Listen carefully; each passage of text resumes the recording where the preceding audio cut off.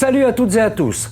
On les utilise tous les jours et de plus en plus sur nos smartphones. Elles nous sont devenues indispensables pour nous repérer dans les villes et pour sillonner la France. Elles nous permettent même aujourd'hui de nous promener virtuellement dans un lieu. Regardez, on peut zoomer sur une carte, arriver au-dessus d'une ville, zoomer de plus en plus, puis entrer dans la ville et se promener virtuellement dans les rues, exactement comme si on y était.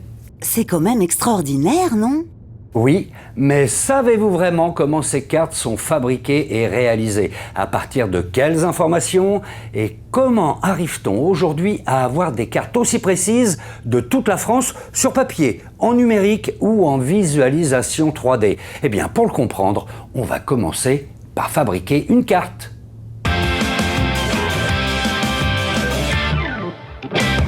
C'est parti, fabriquons une carte. On ne peut pas le faire seul. Fabriquer une carte fait intervenir une multitude d'experts et de savoir-faire. Alors, en route, allons suivre leur travail. Suivons en particulier le travail de l'IGN, l'Institut national de l'information géographique et forestière, un des organismes qui s'occupe de réaliser les cartes en France. Tout commence avec 4 avions munis d'appareils photo très performants.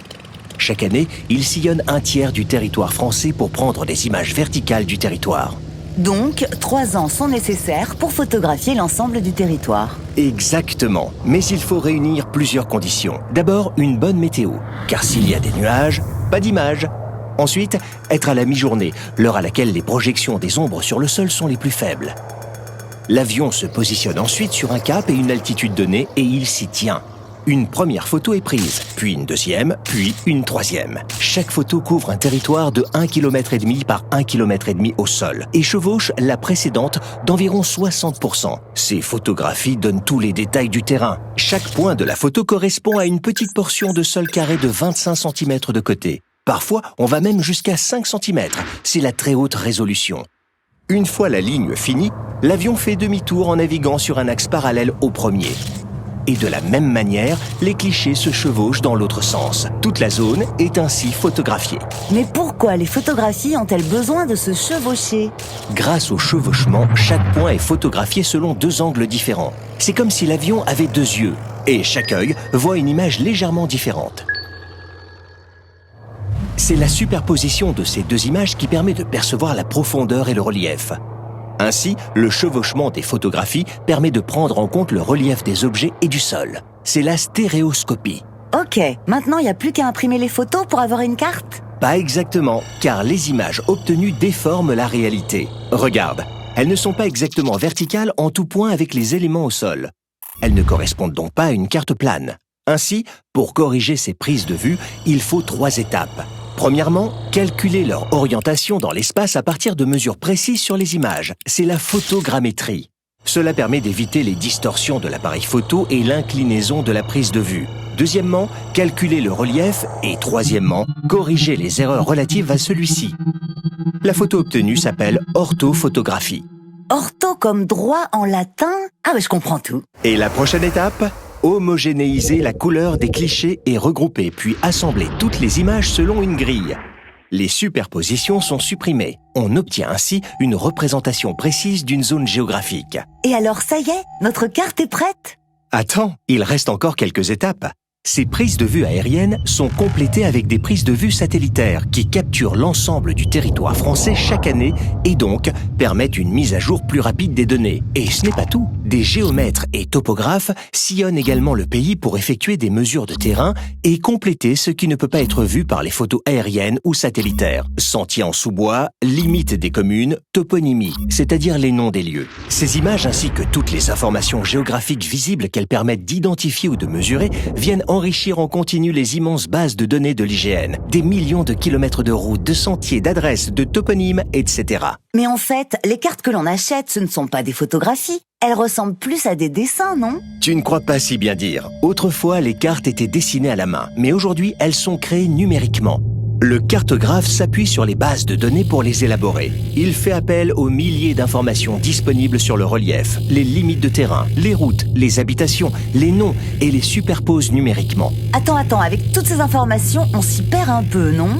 Justement, c'est le rôle du cartographe de placer au mieux les éléments comme les noms des lieux ou les petits symboles que tu retrouves dans la légende, afin que ce soit le plus lisible possible. Voilà, notre carte est enfin prête. En version papier ou numérique, je suis sûre qu'elle aidera beaucoup de gens à s'orienter. Voilà, vous savez maintenant comment sont fabriquées nos cartes, qu'elles soient sur papier ou numériques. Mais il a fallu beaucoup de temps pour en arriver là, plus de 3 siècles et demi. Tout ça? Et oui, car vers 1650, sous le règne de Louis XIV, la géographie de la France était encore, disons, très approximative. Imaginez un peu à cette époque, quand on se déplaçait d'une ville à l'autre, on estimait le voyage en temps, ou plutôt en jours de chevauchée, mais on ne savait pas vraiment mesurer les distances.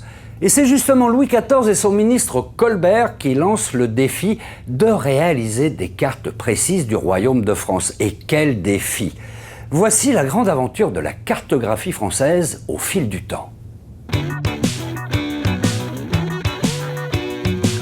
En 1667, un astronome français, membre de l'Académie des sciences, l'abbé Picard, entreprend de positionner des villes et des villages pour réaliser une carte de la région parisienne. Pour cela, il utilise la méthode dite de la triangulation. Regardons ce schéma. Si nous voulons connaître l'emplacement du point C, prenons un point A et un point B dont nous connaissons la distance entre eux, puis en visant le point C, mesurons les angles.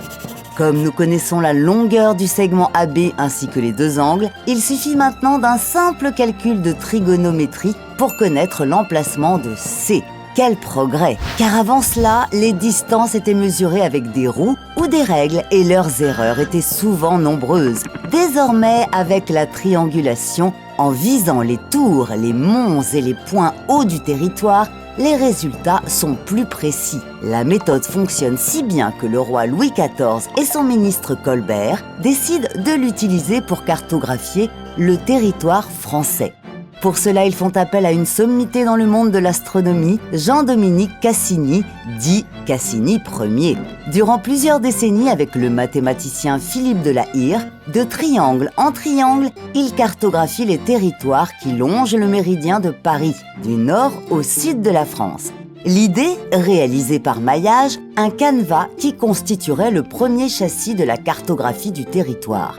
Mais avec le décès de l'abbé Picard en 1682, puis de Colbert en 1683, le projet se ralentit considérablement. Ce n'est que 60 ans plus tard que Louis XV demande à César-François Cassini, Cassini IIIe ou Cassini de Thury, le petit-fils de Jean-Dominique, de finir le travail entrepris par son grand-père et par son père. Cassini accepte. Quelques années plus tard, les caisses de l'État sont vides. Le roi cesse alors de financer le projet. Cassini, déterminé à achever son œuvre, fonde alors la Société de la Carte de France, une entreprise privée financée par des actionnaires et par la vente des cartes. À la fin du XVIIIe siècle, avec l'aide de Jean-Dominique Cassini ou Cassini IV et plus de 30 ans de triangulation, le territoire français est cartographié dans sa presque totalité. 180 planches sont produites, chacune recouvre un territoire d'environ 80 km sur 50 km. C'est la première carte moderne du territoire français, en ce sens que sur l'ensemble du territoire, elle peut se superposer à une carte d'aujourd'hui. Au début du XIXe siècle, la carte de Cassini est enfin prête. C'est une véritable prouesse technique. Néanmoins, elle possède un inconvénient majeur, l'absence de relief précis. Elle est donc quasiment inutilisable pour l'armée comme pour l'aménagement du territoire. Pour pallier ce problème et préparer la défense du pays, Napoléon Ier décide en 1808 d'établir une nouvelle carte. Mais le contexte politique est difficile et il faudra attendre la chute de l'Empire et l'avènement de Louis XVIII pour que le projet voie le jour. Des ingénieurs géographes civils et militaires s'attellent à la tâche et effectuent les premiers relevés. Mais en 1827, les désaccords entre les deux équipes étant profonds, la maîtrise totale du projet est confiée à l'état-major des armées. Ainsi est née la carte de l'état-major. Les outils de mesure et les techniques mathématiques s'affinent et permettent d'atteindre une précision des données encore inégalée. Après avoir collecté toutes les informations, reste encore à déterminer la façon de représenter le relief sur une carte. Et là, le débat fait rage. Points cotés, lignes de niveau, hachures. Finalement, ce sont les hachures qui seront retenues. Elles sont positionnées dans le sens de la pente et plus les hachures sont rapprochées, plus la pente est raide. Avec ce premier système conventionnel, il est désormais possible de déduire la pente réelle du terrain en mesurant sur la carte l'écartement, la taille et l'orientation des hachures. Une avancée majeure de la représentation précise du relief du terrain.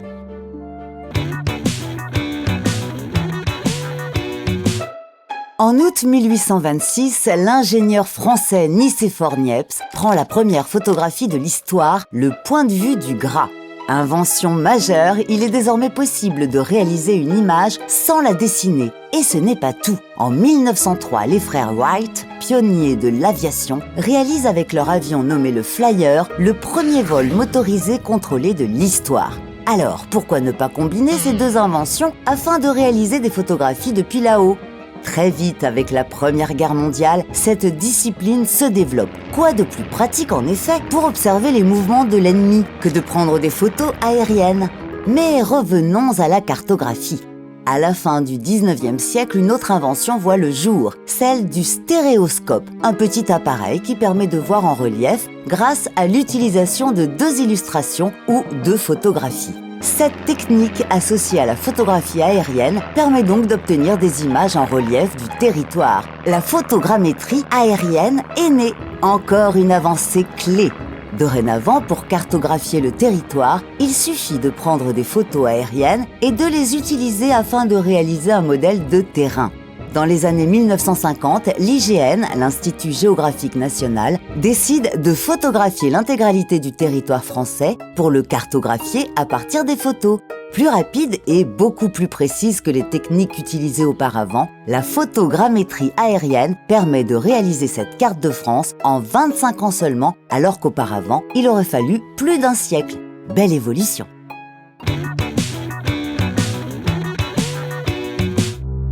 Nous sommes le 4 octobre 1957 quand l'Union soviétique lance le premier satellite artificiel de l'histoire.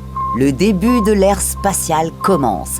Depuis, des milliers de satellites ont été placés en orbite autour de la Terre. Ils ont plusieurs usages: télécommunications, prévision météorologique, renseignements, océanographie, altimétrie.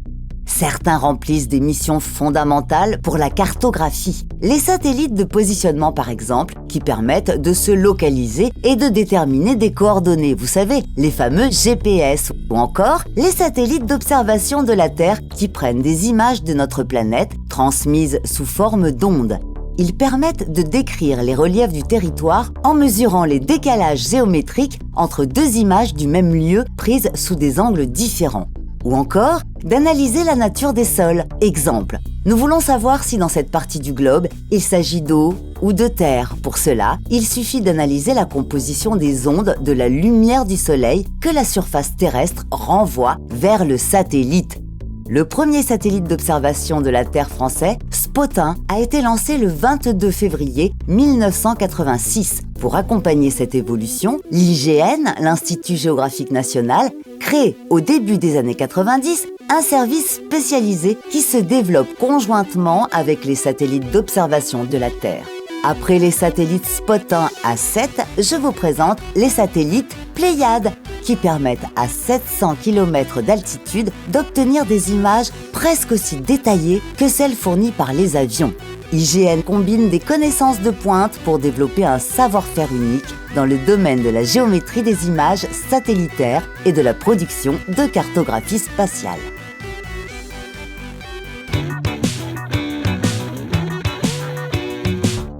Dans la seconde moitié du XXe siècle, l'arrivée des ordinateurs, capables de traiter un très grand nombre de données et de calculer très vite, transforme une nouvelle fois le monde de la cartographie.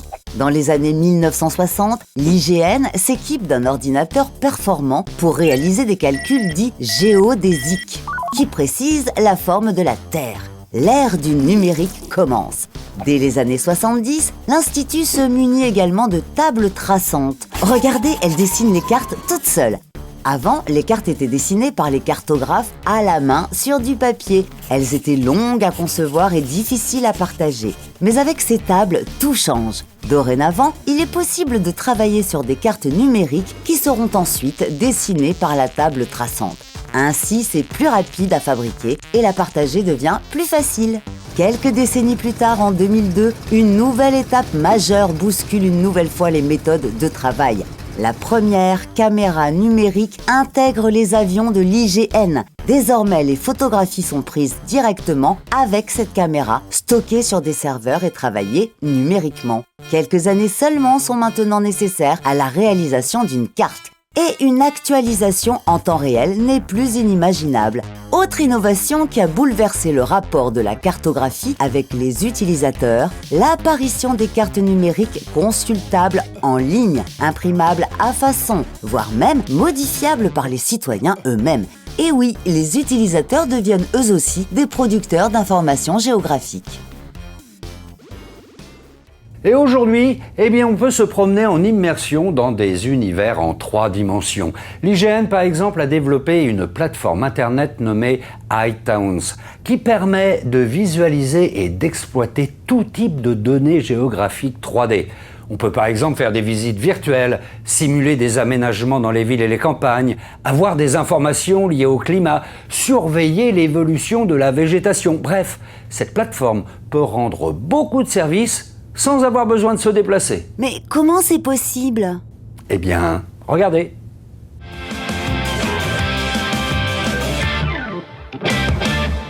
Qu'est-ce que c'est ? Je peux me promener dans la ville mais sans y être vraiment ? Bienvenue sur iTowns, la petite voix, une plateforme de visualisation 3D utilisée par le géoportail de l'IGN. Incroyable, je peux observer notre globe depuis l'espace et zoomer jusqu'au coin de ma rue. Et oui, la plateforme possède de nombreuses applications. Tu veux connaître la hauteur de ta maison ? Facile, tu as juste besoin de ta souris. Car avec iTowns, tu peux faire des mesures directement en ligne sans te déplacer. Il est également possible de faire des simulations. Par exemple, si un urbaniste veut savoir comment ce panneau ou ce nouvel arrêt de bus s'insérera dans le paysage, ou encore plus fort, modéliser un bâtiment entier. Et on peut même simuler quelles seront les conséquences d'une montée des eaux dans un quartier.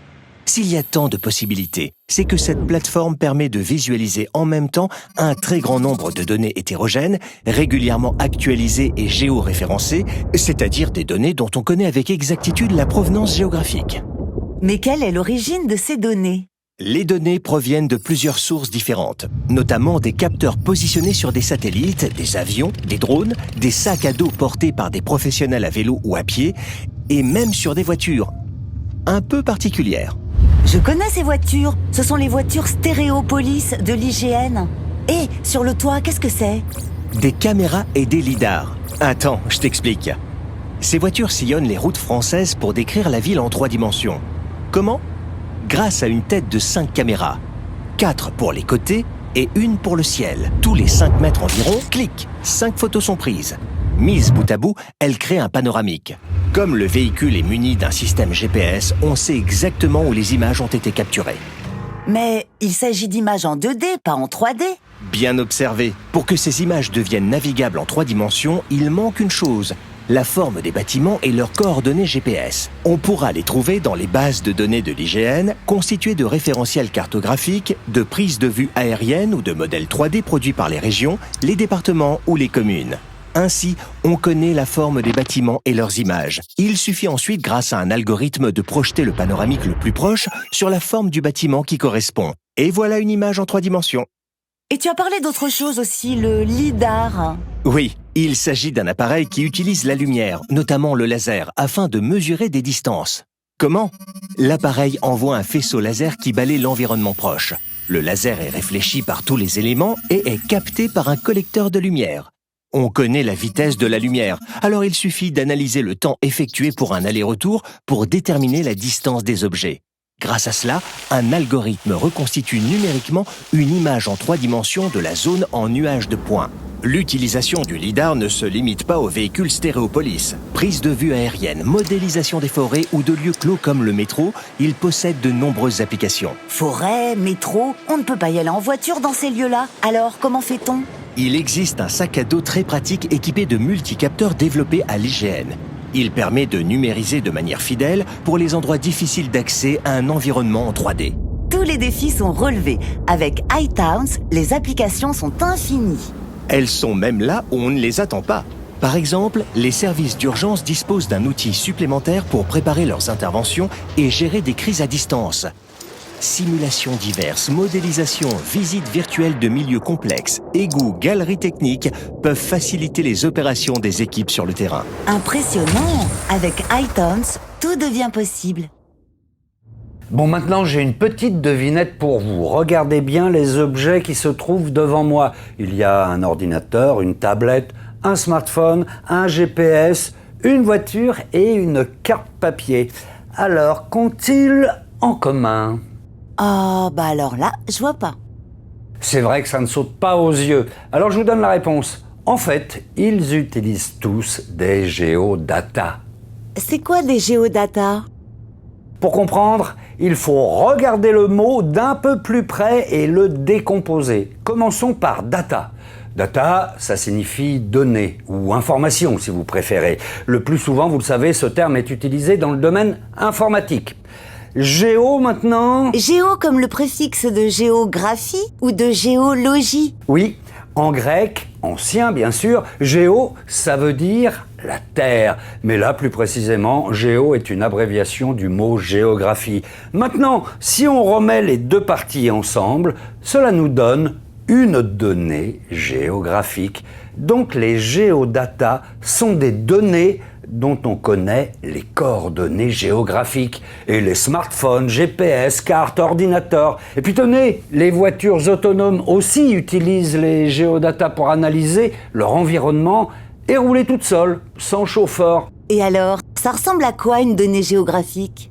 Eh bien, il faut savoir qu'une donnée géographique répond à 3 questions. Quoi? C'est la description en quelque sorte. Une route par exemple, un bâtiment, un sommet, un arbre. Où? C'est sa position géographique évidemment avec une longitude, une latitude et parfois une altitude. Et enfin, quand? C'est la date par exemple. Cette vidéo que nous sommes en train de réaliser, elle est filmée à Paris le 30 octobre à 12h. Comme nous avons la localisation et la date de cette vidéo, c'est une donnée géographique. Et tu sais quoi? Non. Eh bien, les géodatas permettent aussi de faire des choses très étonnantes, comme remonter le temps. Remonter le temps? Comment c'est possible? Eh oui, dans les archives de l'IGN, il existe des millions de cartes et de photographies anciennes.